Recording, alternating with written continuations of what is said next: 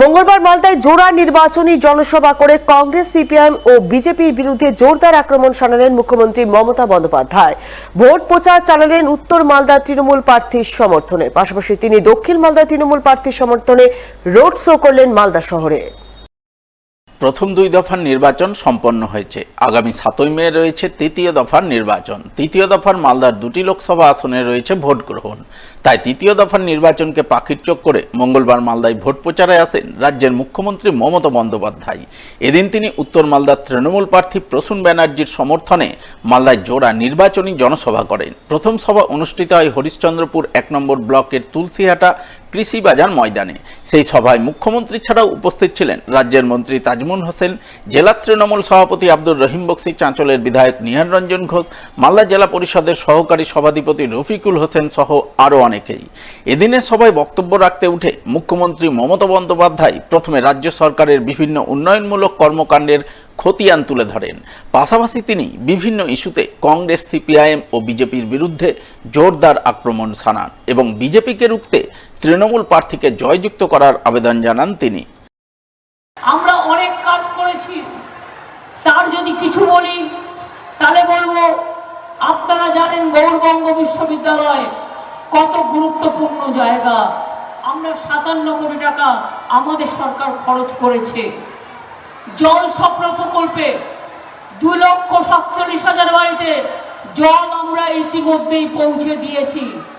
রোজ মোদীজি publicity করে, কি করে, हमने सब कर दिया पर आपने कुछ नहीं किया। जायका राज्य सरकार दिया, रुपया भी राज्य सरकार दिया, मेंटेनेंस भी राज्य सरकार करते हैं और आप लोग खाली झूठा बोलते हैं और पब्लिसिटी करते हैं। আপনারা জানেন এরা 100 দিনের কাজের টাকা দেয়নি, বারবার বলা সত্ত্বেও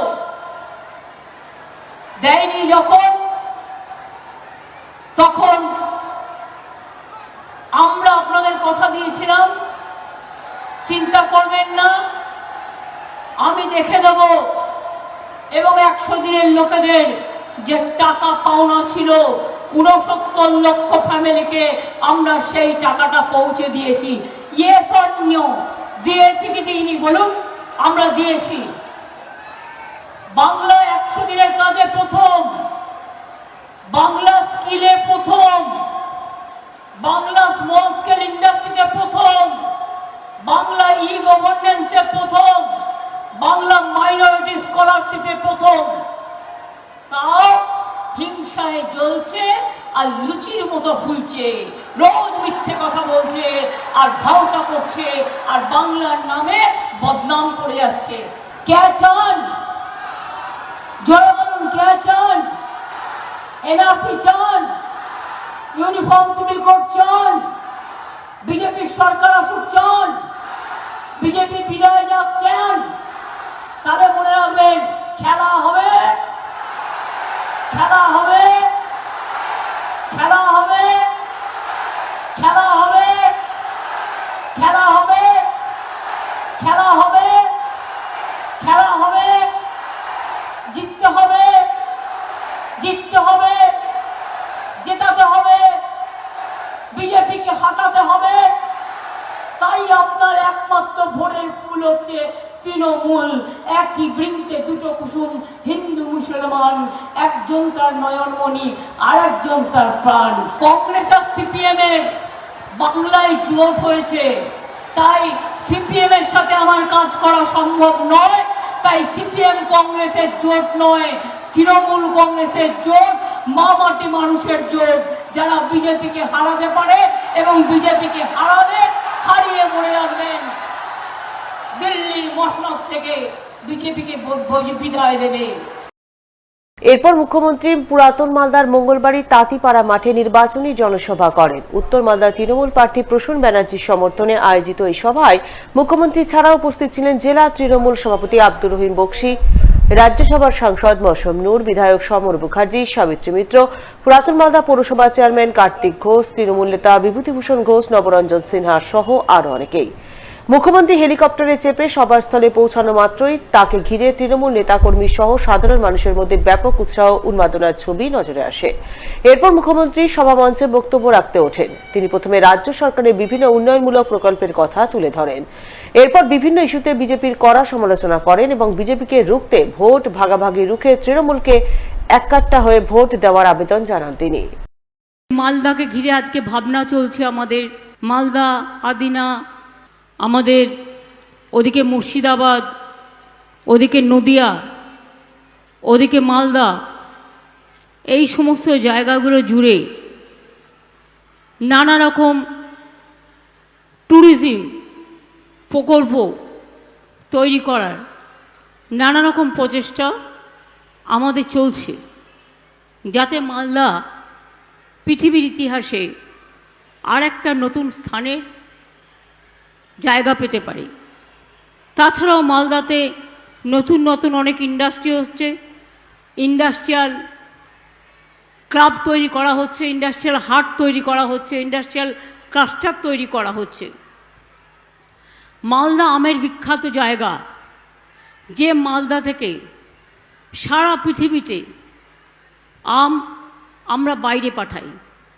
একদা সেই আম নষ্ট হয়ে যাচ্ছিল গরমে, আমরা তাই হট ট্রিটমেন্ট প্লান্ট মালদায় তৈরি করে দিই, যাতে যারা আম বাগান করে, যারা আমের ফসল ফলান, যারা আম বিক্রেতা আছে, তাদের যাতে কোনো অসুবিধে না হয় সেই জন্য আজকে এই নির্বাচনে মোদিবাবু স্লোগান, বিজেপির স্লোগান মোদিবাবুর গ্যারেন্টি।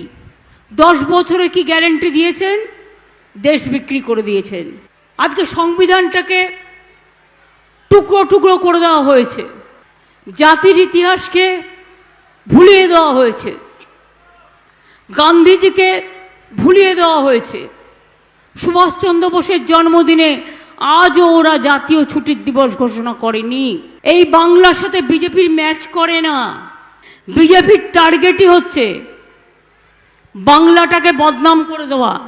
এবং আপনারা জেনে রাখবেন, এই জন্য বলছি দিল্লিকে বদলান, দিল্লিকে পাল্টান, দিল্লিতে পরিবর্তন দরকার। তাই আপনাদের বলছি, খেলা হবে, এবার খেলাটা হবে, খেলা হবে, খেলা হবে। কি মা বোনেরা খেলা হবে, কি ভাই বোনেরা খেলা হবে।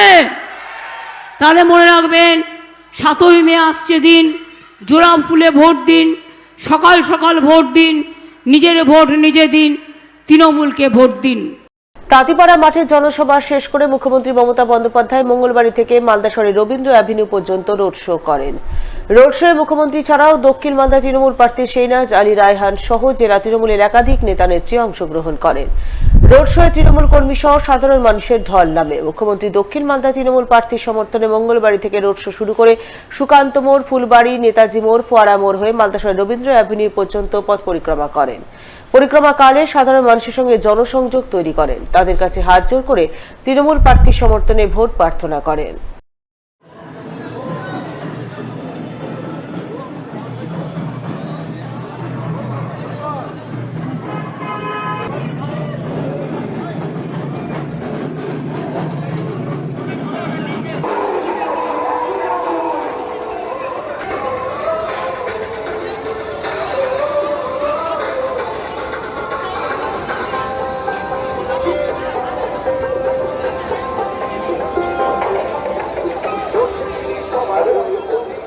जी